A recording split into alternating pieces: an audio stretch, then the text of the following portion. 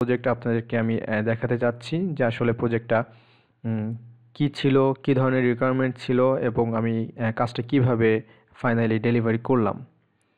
So মূলত এই ভিডিওগুলো আপনাদের জন্য, কারণ হচ্ছে আপনারা যারা ফাইবারে কাজ করার জন্য ইন্টারেস্টেড এবং মোটামুটি সবাই জানেন ফাইবার সম্পর্কে। তো কী ধরনের কাজ ফাইবারে থাকে, কী ধরনের কাজ করে থাকে, বিভিন্ন কাজ আছে, বাট আমি যে ক্যাটাগরি নিয়ে কাজ করে থাকি ওয়েব ডিজাইন এবং ভার্চুয়াল অ্যাসিস্ট্যান্ট রিলেটেড কাজ করে থাকি। তো আপনাদেরকে আমি দেখানোর চেষ্টা করব যে অ্যাকচুয়াল ফাইবারে কী ধরনের কাজ আসে এবং কী ধরনের কাজ আমরা করে থাকি। সো আমার এক্সপিরিয়েন্স থেকে আমি সেগুলো আপনাদেরকে শেয়ার করতে পারি এবং সেগুলো শেয়ার করব আশা করি।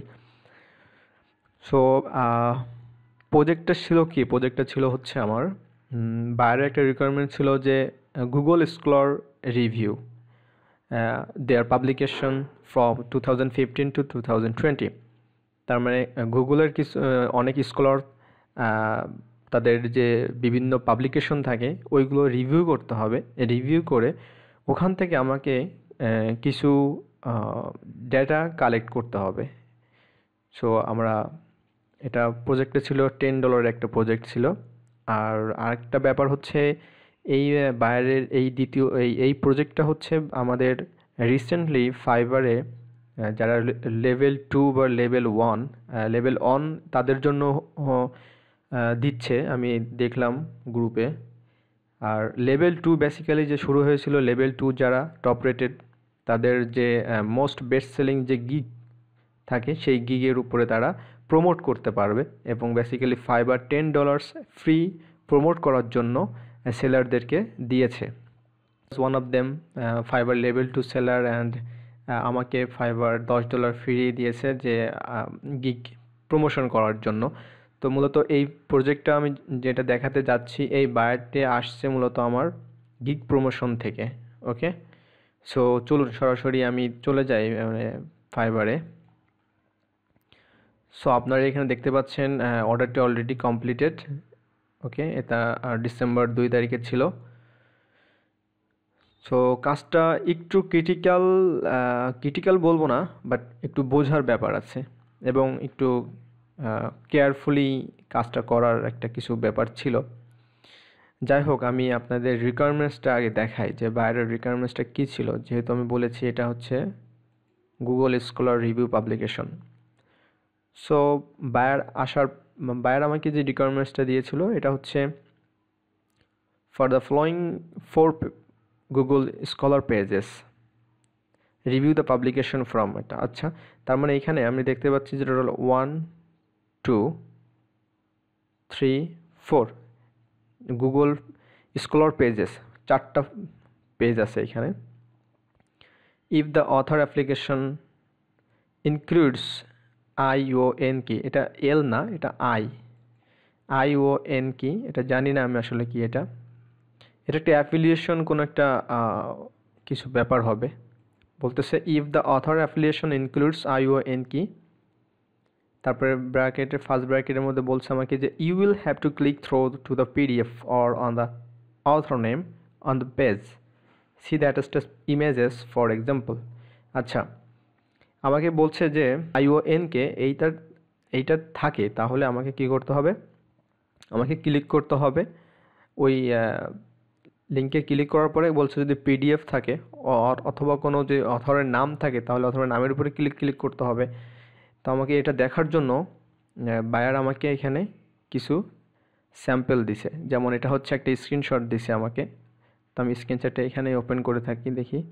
আচ্ছা, আমরা দেখতে পাচ্ছি এখানে যে একজন এই যে অথরের নাম সি মনিরো। তো এনার উপরে যখন সে ক্লিক করছে তখন এখানে দেখা যাচ্ছে যে IONQ এই লেখাটা এখানে আছে, তার মানে ইনি হচ্ছে অ্যাফিলিয়েশন, তার মানে উনি বোঝাচ্ছে আমাকে। আচ্ছা, then put it in the attached spreadsheet a few example items included. আচ্ছা, তার মানে আমাকে সে পাবলিকেশন XLX যে ফাইলটা আমাকে সে অলরেডি দিয়েছে, ওখানে কিছু সে এক্সাম্পল অলরেডি করে রাখছে আর কি। এটা আমার জন্য ভালো হলো। If the author application is not ION কি, you do not have to add the spreadsheet. আচ্ছা, এখন ব্যাপারটা হচ্ছে যে যদি অথরের নামে যেমন সি মনিরো এর এই নামে যদি এখানে IONQ না থাকে সেক্ষেত্রে আমি কোনো কিছুই আমাকে স্প্রেডশিটে ইনপুট দিতে হবে না। আচ্ছা, তারপর আরেকটা ব্যাপার এখানে বলল যে পিডিএফের একটা বিষয় আসছে। তো আমি দ্বিতীয় স্ক্রিনশটটা ওপেন করি। তো এইখানে ব্যাপারটা হচ্ছে এই বায়ারের এই কাজটা বুঝে নিতে মোটামুটি আমার মানে 25 থেকে 30 মিনিটের উপরে সময় লাগছে। কারণ বায়ার জাস্ট আমাকে এটা দেওয়ার যে এক্সেল ফাইলটা দিয়েছিল ওখানে যে ধরনের এক্সাম্পল সে দিছে ওটা আসলে বুঝে নিতে একটু কষ্ট হচ্ছিল। যাই হোক, দেন এখানে পিডিএফের কথা বলছে, তার মানে এই যে ডান সাইডে পিডিএফের এক ব্যাপার আছে। তার মানে ব্যাপারটা হচ্ছে যে আমরা এখানে কোনো কিছু যে ক্লিকগুলো করব, আমি আমি পেজ ওপেন করে থাকি, দেখি কী অবস্থা। একটা পেজ আমি ওপেন করলাম। একটা পেজ ওপেন করার পর আমাকে ফার্স্ট যে লিঙ্ক দেওয়া আছে এখানে আমাকে এই লিঙ্কটাতে ওপেন করতে হবে। আমি ক্লিক করি। ক্লিক করার পর আমাকে নিচে স্কলার আর্টিকেলস এখানে আমাকে দেখতে হবে যে হ্যাঁ এখানে কিছু নাম আছে। সো নাম যেহেতু আছে অবশ্যই আমাকে এই লিঙ্কটাতে একটু ক্লিক করে ঢুকতে হবে। আমি ক্লিক করে ঢুকবো ভিতরে। আমি একটু মেলানোর চেষ্টা করি যে আসলে ও আমাকে যেটা বলছে। এখন দেখা যাচ্ছে যে এইখানে আসার পর এই যে আর্টিকেলটার নাম দেওয়া আছে এর নিচে কিছু নাম আমরা দেখতে পাচ্ছি। তো এইখানে যদি আমি মাউসটা ধরি প্রত্যেকটা নামের উপরে, তাহলে আমি দেখতে পাবো যে ওদের ওইখানে IONQ এইটা আছে কি না। যদি থাকে তাহলে অবশ্যই আমি এটা নিব। কি নিব সেটা আমি পরে দেখাচ্ছি। এখানে ব্যাপারটা নাই, আমি দেখতে পাচ্ছি এটা নাই। ওকে, সো এখানে নাই যেহেতু তাহলে আমরা রিটার্ন করব, ব্যাক করব, কেটে দিব। দ্বিতীয় নম্বরে আমরা ক্লিক করি। দ্বিতীয় নম্বরেও আবার সেম আর্টিকেলস এখানে ক্লিক করব, দেখি আসলে কি আছে এখানে। সো এইখানে তেমন কিছু কি আমাকে আসতে হবে, আসার পরে দেখতে হবে যে কোনো নাম আছে কিনা। যদি নাম থাকে সেই নামের উপরে ক্লিক করতে হবে, অথবা যদি কোনো পিডিএফ থাকে। তো এখানে পিডিএফ জানি না আসলে পিডিএফ কিনা, এটা পিডিএফ না। সো আমরা ব্যাক করলাম। তারপর আমরা 3 নাম্বারে চলে গেলাম। 3 নাম্বার যাওয়ার পরে আমরা এখানে ক্লিক করলাম।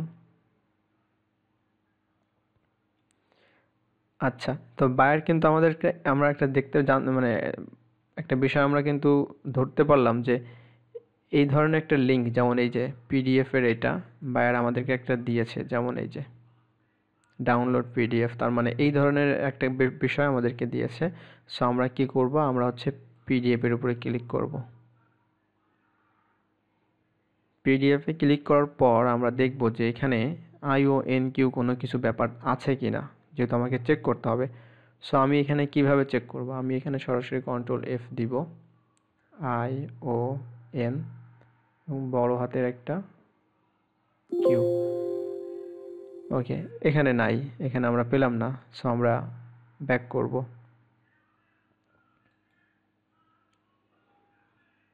আমরা ব্যাক করলাম। ব্যাক করার পর আমরা হচ্ছে 4 নম্বরে ক্লিক করে দেখি। এখন দেখা যাচ্ছে এখানেও সেম আমরা একটা পেলাম, ভালো। আমরা এখানে পিডিএফে ক্লিক করে দেখি।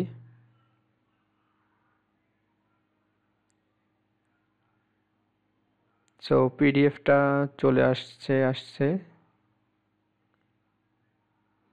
এখন আমরা এইখানে আমরা একটা সার্চ করে দেখি, Ctrl+F। সো আমরা একটা পেলাম এখানে। সো এখন আমরা এটা নিতে পারবো, মানে এখন এখান থেকে আমরা কিছু তথ্য নিব। এখন ওই তথ্যের যে ফরম্যাটটা ছিল আপনারা হয়তো দেখছেন, বাইরে এখানে আমাকে একটা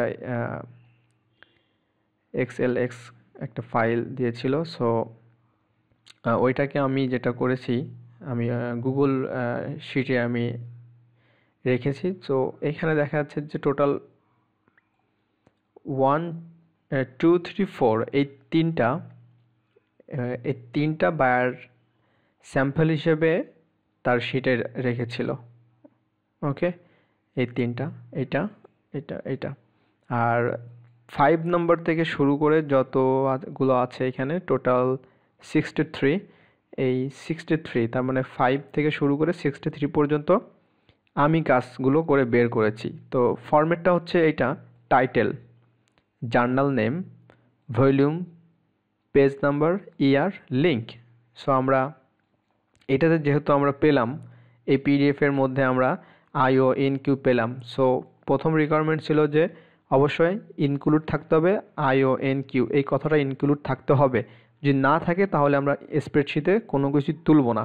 তো আমরা ওটা পেলাম, এই পিডিএফের মধ্যে আমরা ওটা পেয়ে গিয়েছি। ওকে, সো এখান থেকে আমরা আবার দেখাই, এখান থেকে আমি এই যে আইও এনকিউ পেলাম, এখান থেকে আমাকে নিতে হবে কি টাইটেল নিতে হবে। তো টাইটেলটা কোথায় আছে?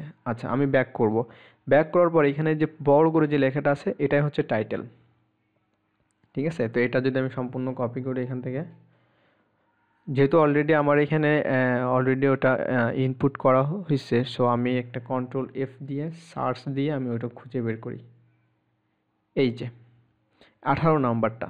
সো 18 নাম্বার আমি কি করলাম, 18 নাম্বারে টাইটেলের ঘরে আমি একটা পেস্ট করে দিলাম। এখন দেখতে পাচ্ছেন এখানে জার্নালে ব্যাপারটা আসছে। সো এখানে তো আমি জার্নাল কোথায় খুঁজে পাবো না, বাট আমরা পাবো। ব্যাকে আসি, ব্যাকে আসার পর আমরা এখানে জার্নাল কথাটা লেখা আছে। তো জার্নাল কথাটা লেখা আছে, তো আমরা পেয়ে গেলাম জার্নাল। তো জার্নালের সব অংশটুকু নিব না, বায়ার আমাদেরকে একটা কাজ করে দেখাইছিল, যেটা হচ্ছে এই যে 4 নম্বরে সে কি করছে, প্রিপ্রিন্ট থেকে শুরু করে বাকি অংশটুকু কালেক্ট করছে। সো আমরা কি করব, এই জার্নালের প্রিপ্রিন্ট থেকে শুরু করে বাকি অংশটুকু কপি করে আমরা, আর আমাদের 18 নম্বর কোথায়, এই যে 18 নম্বরে এইটা এখানে পেস্ট করলাম। আচ্ছা, তারপর এখানে দেখা যাচ্ছে যে আমি ভলিউম কি, তো আমরা দেখতে পাচ্ছি এখানে কোনো ভলিউম নাই। তো ভলিউম নাই তার মানে ড্যাশ, যেহেতু বায়ার আমাদেরকে একটা করে দেখাইছে যে এখানে ভলিউম যদি না থাকে, ঠিক আছে, তার মানে হচ্ছে ড্যাশ। তো আমরা একটা ড্যাশ করলাম, ড্যাশ দিয়ে দিলাম। তারপরে পেজ নম্বর আমরা ড্যাশ দিলাম। আচ্ছা, 18 নম্বর কোথায় গেল, এই যে 18 নম্বরে আমরা পেজ নাম্বার এখানে ড্যাশ করে দিলাম। আর এটা সাল হচ্ছে 20 সাল, এবং হচ্ছে লিঙ্ক, এই লিঙ্কটা কোথায়, এই লিঙ্কটা হচ্ছে আমাদের এখানে ক্লিক করার পরে যে লিঙ্কটা আমাদের আসছিল, এই যে এই লিঙ্কটা কপি করে আমরা হচ্ছে এখানে রেখেছিলাম। এটা হচ্ছে সেই লিঙ্ক, এই যে 04648 এই লিঙ্কটা হচ্ছে ওই লিঙ্ক। আর ইয়ারটা অবশ্যই সাল, এটা যেহেতু আমরা 20 সালের মধ্যে আছি এখন, মানে 20 সালের মধ্যে আছি, মানে এই যে ইয়ারটা হচ্ছে 20 সাল। তো মূলত এটাই ছিল হচ্ছে কাজ। এইভাবে আমাকে এই লিঙ্কে ক্লিক করা, এই লিঙ্কে ক্লিক করে আমাদেরকে দেখতে হবে যে এখানে যেমন নাম আছে, যেমন এটা হচ্ছে টাইটেলের নিচে নাম আছে।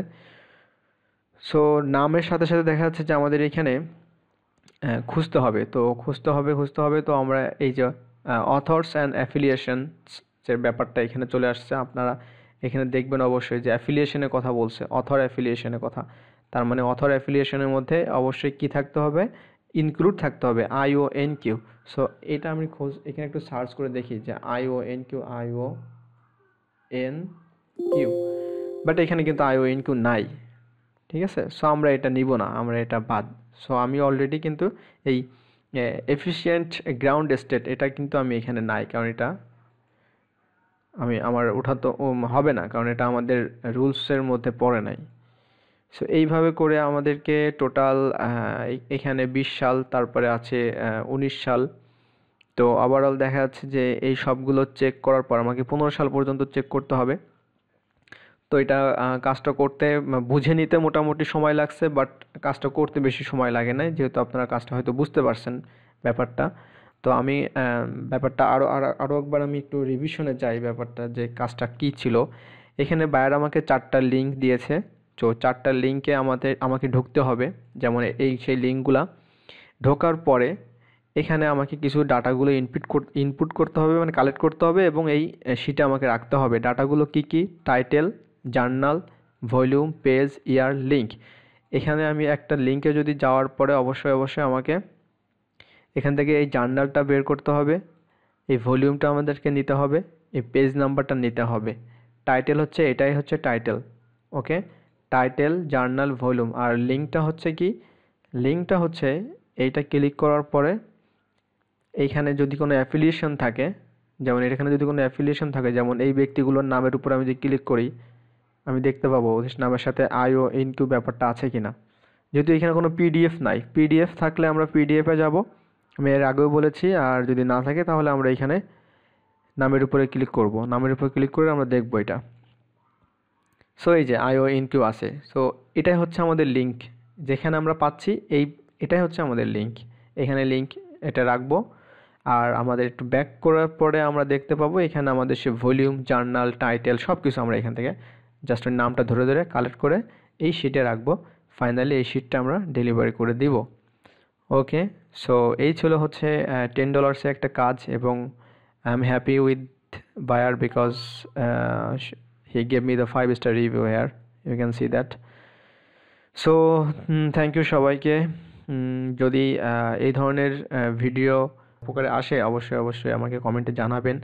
আমি সবসময় চেষ্টা করব আপনাদেরকে ফাইবারে যে ধরনের লাইভ প্রজেক্টে কাজ থাকে, কঠিন থেকে শুরু করে সব থেকে তরল সহজ যত কাজই আছে আমি সব কিছু কাজের চেষ্টা করব ভিডিও করে দেখানোর জন্য, যাতে আপনারা হচ্ছে উপকৃত হন এবং কাজ করার জন্য ইন্টারেস্টেড থাকেন। সো কাজ করার জন্য খুব বেশি যে ব্যাপারগুলো এখানে আসে সেগুলো খুব বেশি যে কমপ্লিকেটেড, অনেক কঠিন ব্যাপারটা এমন না। সো আপনারা মানে নিজেদেরকে তৈরি করার জন্য তৈরি হন, এবং আপনারা ইচ্ছা করলে অবশ্যই এখান থেকে ভালো কিছু করতে পারবেন আশা করি। সো এই পর্যন্তই, দেখা হবে নেক্সট কোনো ভিডিওতে। ওকে, আল্লাহ হাফেজ।